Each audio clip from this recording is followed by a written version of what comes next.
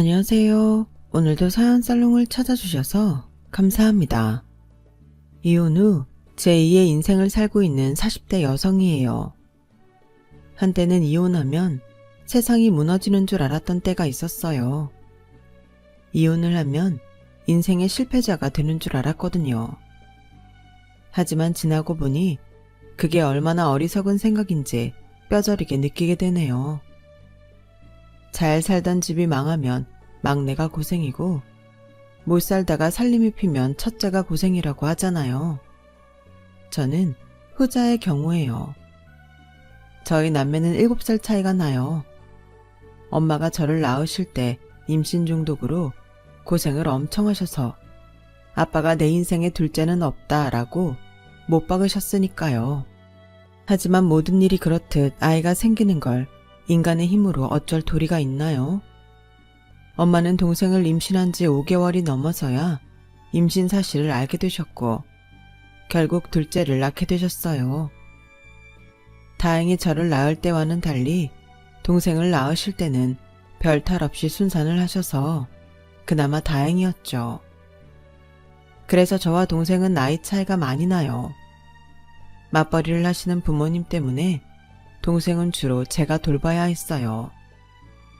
친구들이랑 밖에서 고무줄 놀이도 하고 싶고 숨바꼭질도 하고 싶을 나이에 좁은 등바닥에 동생을 업고 엄마 놀이를 해야 했죠.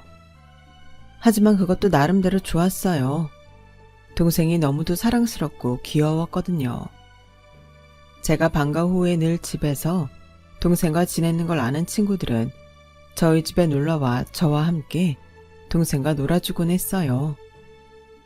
그래서 저랑 오렌지기 친구들은 다들 한 번씩 제 동생 똥기저귀를 갈아본 경험이 있을 정도예요. 지금도 제 친구들은 결혼해서 두 아이의 아빠가 된 제 남동생을 보고 이런 소리를 해요. 똥기저귀 차고 돌아다니던 재혁이가 아빠가 되다니 감격스러워서 눈물이 다 날라 그런다. 내가 너 업어 키운 거 기억나? 그땐 참 조그맣고 귀여웠는데 지금은 좀 징그럽다 얘. 그럴 때면 동생은 언제적 얘기를 하냐고 인상을 찌푸리지만 그러면서도 누나 친구들 일이라면 발 뻗고 나서서 돕는 걸 보면 지도 고마운 마음을 간직하는 것 같습니다. 형편이 어려웠던 우리 집은 제가 고등학교에 들어가던 무렵부터 나아지기 시작했어요. 부모님이 전세 보증금과 빚까지 얻어 열었던 가게가 불처럼 일어나서 2년도 안 돼서 빚도 갚고 전에 살던 전셋집보다 훨씬 넓은 집으로 이사도 갈 수 있었어요. 덕분에 제 인생에는 많은 변화가 있었죠. 그중 가장 큰 변화는 제가 대학에 가게 됐다는 거예요. 우리 집 형편을 잘 아는 터라 대학 갈 엄두도 내지 않았던 저로서는 솔직히 기쁨 반 걱정 반이었어요. 핑계라면 핑계일 수 있는데 그동안 집안 사정 때문에 학원이나 과외를 받아보지 못했던 터라 솔직히 성적은 그렇게 좋았다고 할 수 없었거든요. 대학에 가게 될 줄 알았으면 어떻게든 내신 성적을 올려두는 건데 후회가 쓰나미처럼 몰려왔어요. 그래도 고3 때 바짝 공부를 한 덕에 인서울 전문대 비서학과에 들어갈 수 있었어요. 남들이 보기에는 고작 전문대일지는 몰라도 저한테는 기적과도 같았어요.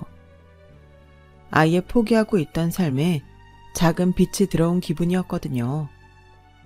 하지만 대학을 졸업하고 취업을 준비하면서 왜 사람들이 죽어라 공부해서 인서울 4년제 대학에 들어가려고 하는지 몸소 느낄 수 있더라고요. 한마디로 전문대 출신은 변변한 회사에 이력서도 낼 수 없었어요. 어떻게 낸다 해도 서류 전형에서 깔끔하게 떨어질 뿐이었죠. 그러다 마냥 손 놓고 기다릴 수만은 없어서 유명 체인 패밀리 레스토랑에서 서빙을 시작했어요. 처음에는 취업이 될 때까지 잠깐만 해야겠다고 생각했는데 함께 일하는 동료들도 마음에 들고 일도 그리 힘들지 않아서 1년을 훌쩍 넘겨버렸어요. 그랬더니 점장님이 본사에서 정직원 채용 공고가 내려왔다며 지원해보지 않겠냐고 하시더라고요. 비록 제 전공과는 전혀 다른 선택이지만 미국발 금융위기로 다들 취업이 어려운 판에 어디든 정직원 채용만 될 수 있다면 더 바랄 게 없었어요.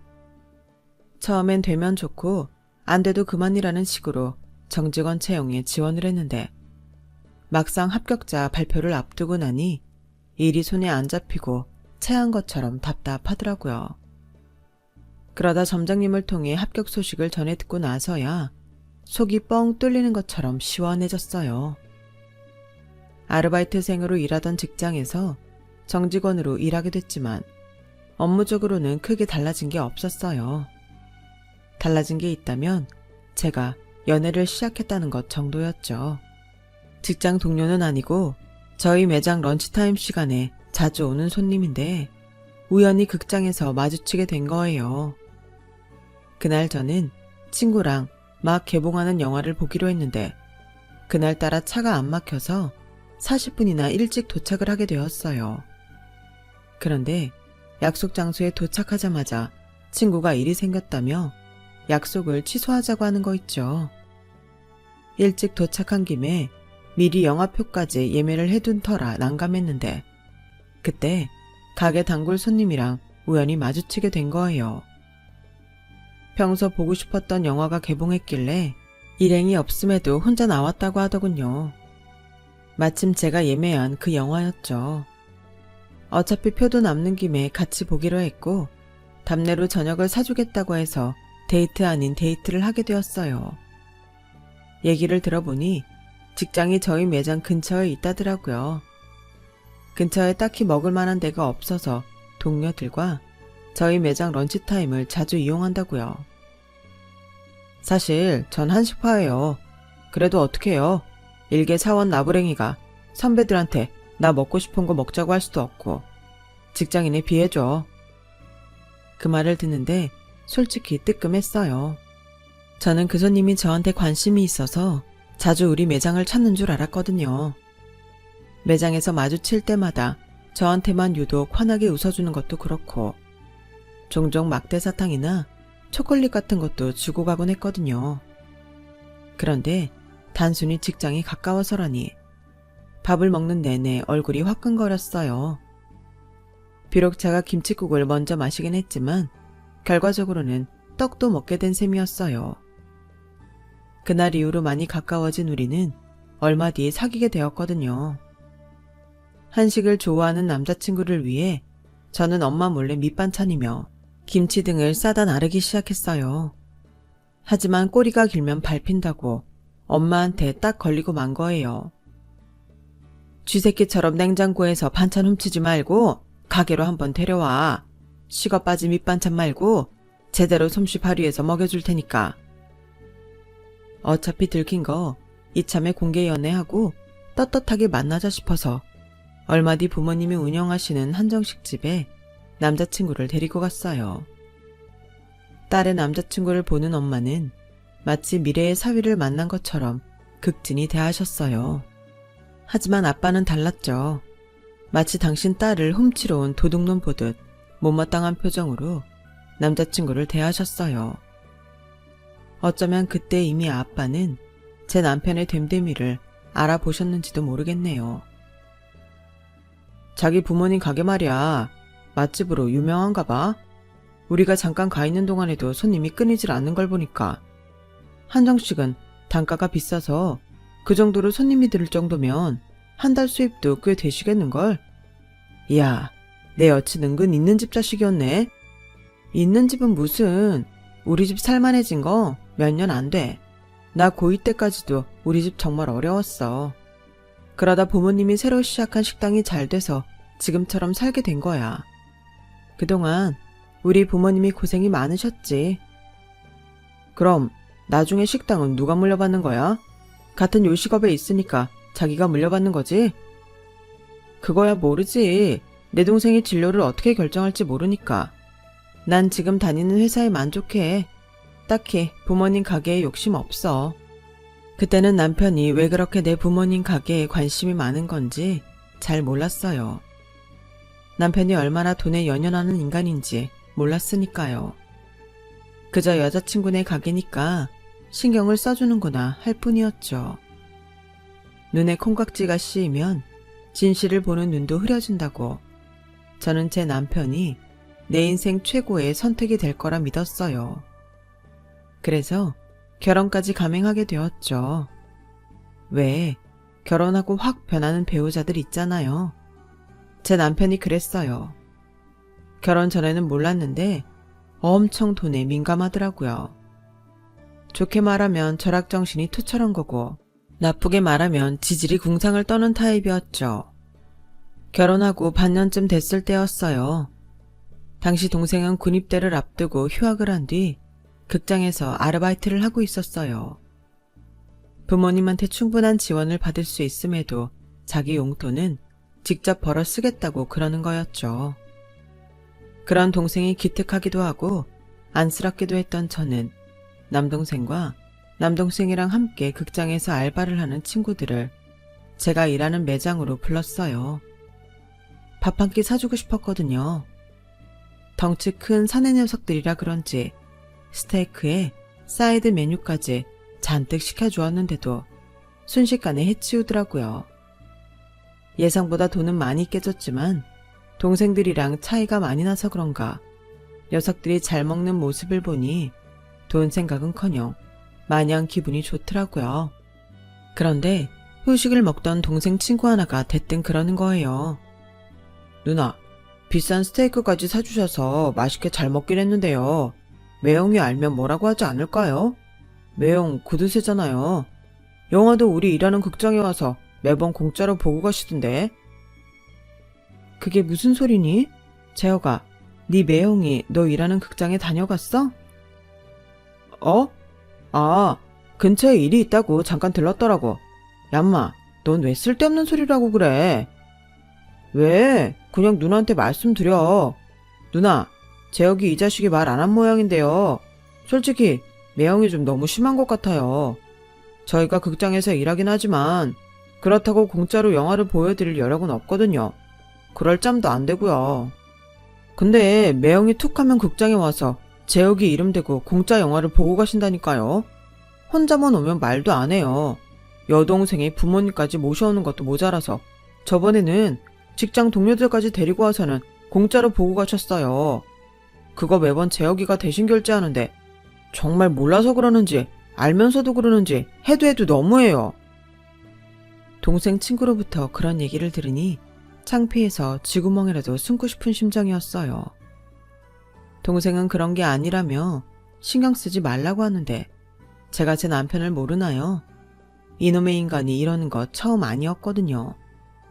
저랑 연애를 할 때도 툭 하면 우리 매장 할인권이랑 공짜 음료권 같은 걸 저한테 얻어가곤 했으니까요. 한식을 좋아하면서도 스테이크 전문점인 저희 매장에 뻔질나게 왔던 것도 회사 선배들한테 점심을 얻어먹으려고 따라다니느라 그랬던 거였어요. 그러다 한 번씩 자기가 써야 하는 때면 저한테 받은 할인권이랑 음료권을 사용해서 최소 금액으로 결제를 하곤 했죠. 저희 매장에선 우리가 사귀는 걸 다 아는데도 매번 할인권에 무료 쿠폰을 써대니까 솔직히 뒷말이 많았어요. 별것도 아닌 돈 몇 푼 때문에 제가 다 눈치가 보이더라고요. 그래서 그러지 말라고 몇 번 말을 했더니 글쎄 뭐라고 했는지 아세요? 100% 쿠폰만 쓰는 것도 아니고 내 돈도 쓰는데 왜 남의 눈치를 봐? 어떻게 눈치를 안 봐? 여기는 내 직장인데. 자기가 내 입장이라면 안 그렇겠어? 그깟 거 얼마나 한다고 매번 쪼잔하게 굴어? 그렇게 돈이 아까우면 차라리 그 돈 내가 내줄게. 그러니까 앞으로는 우리 매장에서 쿠폰 쓰지 마. 야, 신재영, 너 무슨 말을 그렇게 하냐? 쪼잔하다니.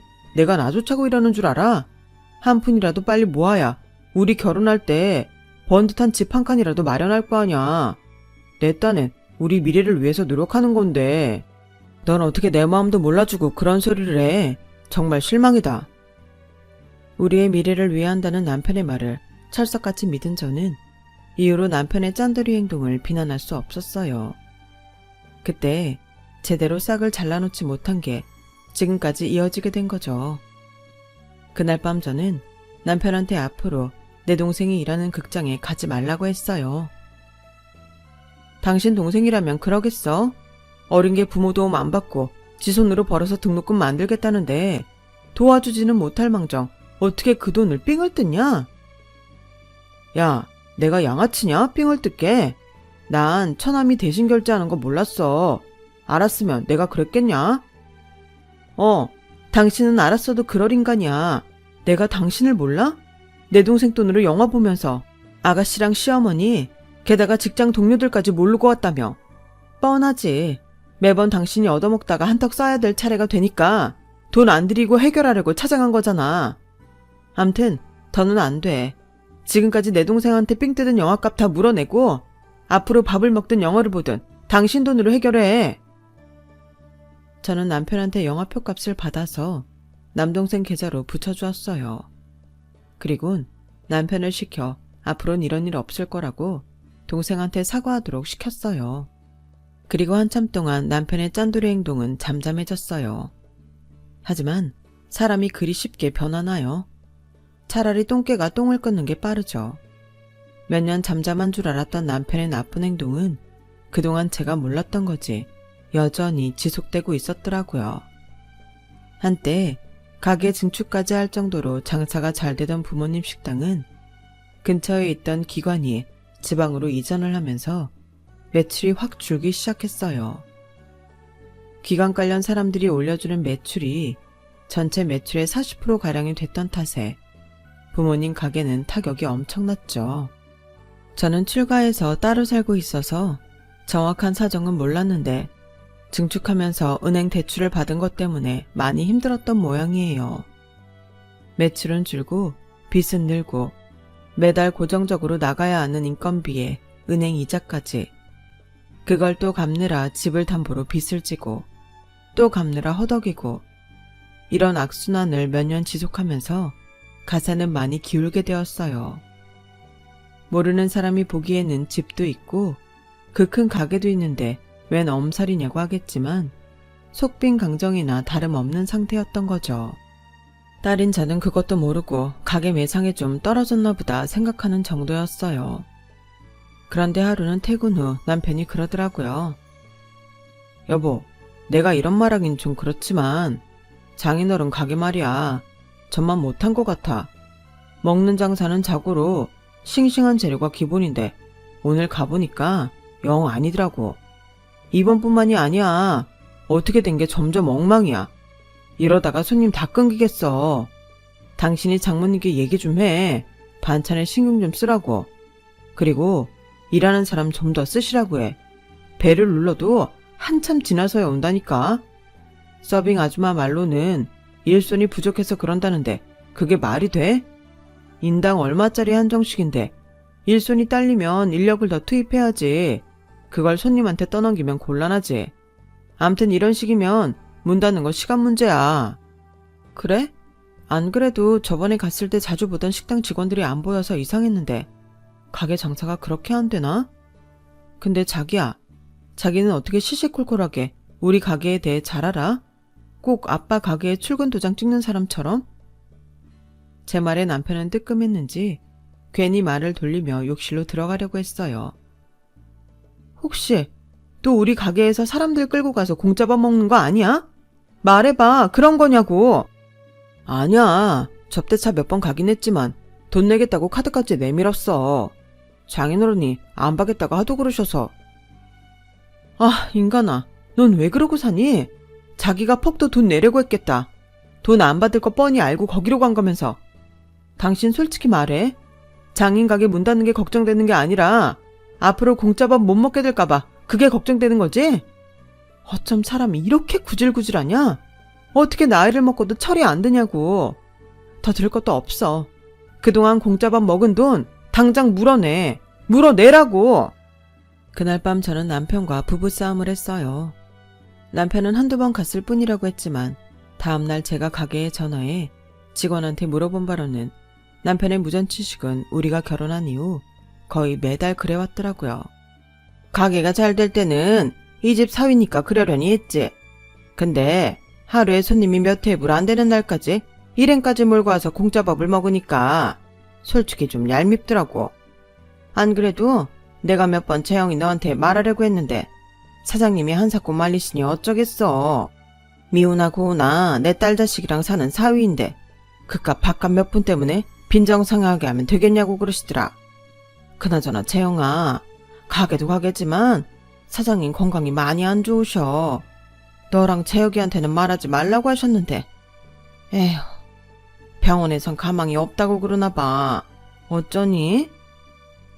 아빠가 저희 남매 몰래 병을 감추고 계신다는 사실을 알게 된 이상 남편의 공짜 밥 사건은 문제가 아니었어요. 그 길로 바로 부모님 가게로 달려갔어요. 불과 한 달 남짓 사이 아빠는 살이 엄청 빠져 있더라고요. 몰골도 말이 아니었고요. 직장일이 바쁘다는 핑계로 한 달에 한번 찾아뵐까 말까 했었는데 이렇게 무너진 아빠를 보니 자식 노릇도 제대로 못한 제 자신이 원망스러웠어요. 그런 주제에 공짜밥 먹는 남편 탓을 할 일이 아니었죠. 아빠, 어떻게 된 거예요? 병원에서는 뭐래요? 정말 가망이 없대요? 아빠 얼굴을 보자 쉴 새 없이 질문을 퍼붓는 저를 아빠는 자리에 앉히셨어요. 재영아, 아빠 그렇게 쉽게 안 죽는다. 너도 알잖아. 아빠가 얼마나 강한 사람인지. 나 신대만이 지금껏 살면서 죽을 고비도 숱하게 넘기고 춥고 배고픈 것도 다 이겨낸 사람이다. 그렇게 쉽게 안 꺾여. 그러니까 아빠 걱정하지 말고 네 인생부터 생각해. 아빠는 아빠 인생 살면서 열심히 싸울 테니까 넌 너 자신을 위해서 싸우고 살아. 우리 딸 밥은 먹었어? 아빠가 뽁닭장 맛있게 끓여줄까? 너 한여름에 입맛 없을 때고 뽁닭장 하나면 밥 2그릇은 뚝딱 했잖아. 가만히 있어봐라. 오늘 호박잎도 들어왔을 텐데 호박잎도 좀 쪄줘야겠다. 여보, 호박잎 남아있지? 아빠는 저를 안심시키며 저 먹일 음식을 하신다고 주방으로 들어가셨어요. 아빠를 붙잡으려는 저를 엄마가 말리시더라고요. 놔둬라. 아빠가 언제 또 너 먹일 뽁닭장을 끓일 수가 있겠니? 그러니까 아무 소리 말고 먹고 가. 아빠는 엄마가 책임지고 돌볼 테니까. 네 아빠가 니들한테 비밀로 하라고 해서 그동안 말 못했다. 진작 말 안 해줘서 서운하지? 부모 마음이 그런 거다. 내 몸 아픈 건 참을 수 있는데 내 새끼 마음 아픈 건 정말 못 참겠거든. 그러니까 아빠한테 더는 뭐라고 하지 마. 부탁이다. 엄마는 어느 정도 아빠의 마지막을 받아들이는 모습이었어요. 병원에서도 더는 할 수 있는 게 없다고 하는 판이니 차라리 살아있는 동안 아빠가 원하는 대로 살 수 있게 돕는 게 방법이다 생각하신 거죠.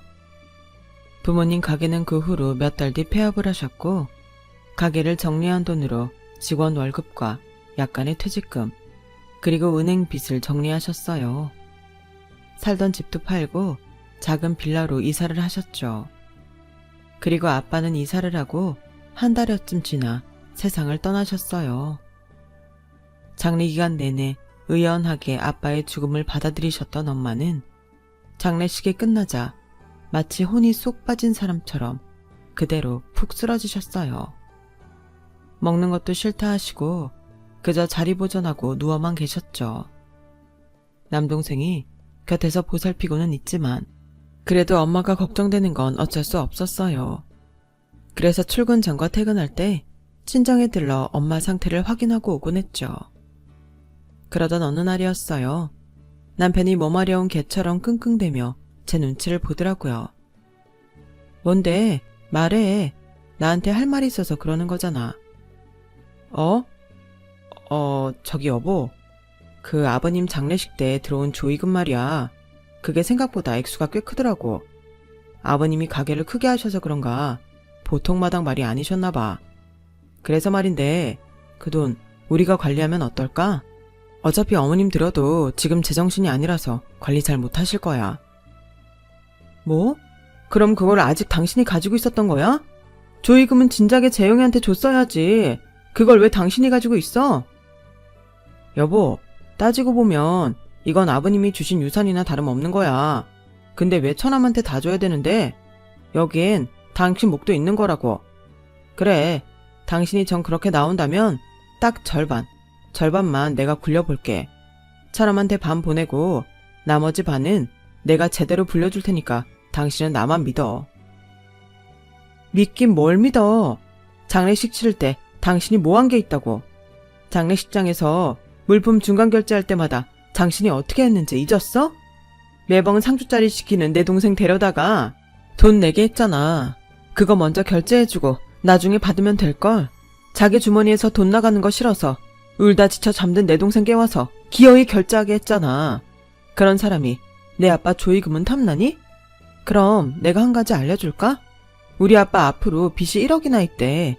금융권 대출금이 아니라서 그간 모르고 있었는데 장례식장에 아빠 고향 친구분이 오셔서 차용증 보여주시더라. 뭐? 그런 걸 왜 이제 말해? 그래서 당신이 갚겠다고 했어? 그 빚 떠안겠다고 했냐고. 재혁이가 빚은 자기가 책임지고 갚겠다고 하긴 했지만 어떻게 그래? 아직 결혼도 안 한 애한테 부모님 빚만 안겨줄 순 없잖아. 당신한텐 피해 안 가게 내가 따로 벌어서 갚을 테니까 걱정하지 마. 어떻게 걱정을 안 하냐? 피 같은 우리 집 돈이 들어갈 판인데. 너 잘 들어. 신재영 넌 출가 외인이야. 그러니까 당장 유산 상속 포기하고 친정이랑 연 끊어. 지금은 내 말이 야속하게 될지 모르겠지만 나중엔 나한테 고맙다고 절하게 될 거다. 1억? 야, 조의금이 4천이나 들어왔다고 좋아했더니 이건 빚 가면 완전 마이너스잖아. 내가 조의금은 바로 천안 계좌로 보낼 테니까 당신은 앞으로 친정 일에 신경 끊어. 까딱하다간 당신 친정 때문에 우리까지 생돈 날릴 판이니까. 에이씨, 괜히 좋다 말았네. 장인 조의금 생겼다고 좋아했던 남편은 빚 얘기를 듣자마자 돌변해선 처가와 연을 끊겠다고 했어요. 아무리 자기 아버지가 아니라지만 장인의 죽음에는 일말의 동정도 아픔도 없어 보이더군요. 그런데 제가 남편한테 하지 않은 얘기가 있었어요. 아빠한테 빚이 1억이 있는 건 사실이지만 그 1억을 빌리면서 담보로 넣은 땅이 있다는 건 알리지 않았거든요.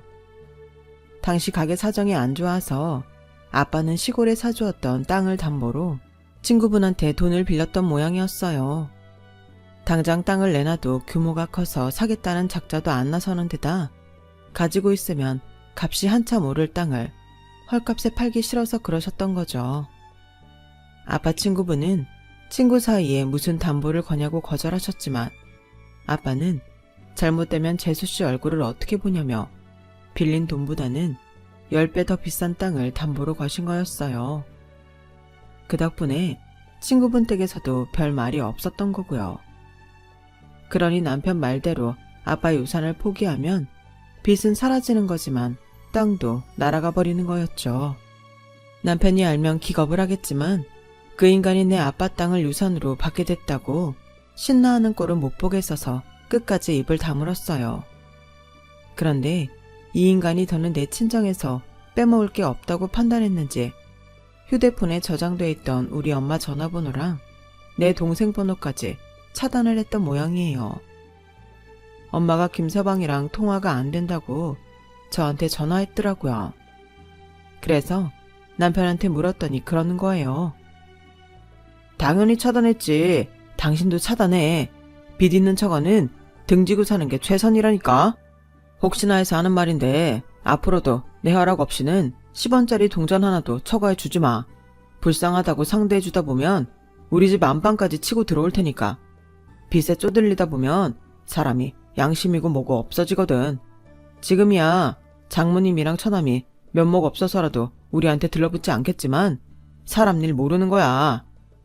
에이씨, 혹시 우리 회사까지 찾아오면 어쩌지? 회사 로비에 말을 해둬야 하나? 이건 접근 금지 명령 같은 건 못 받나?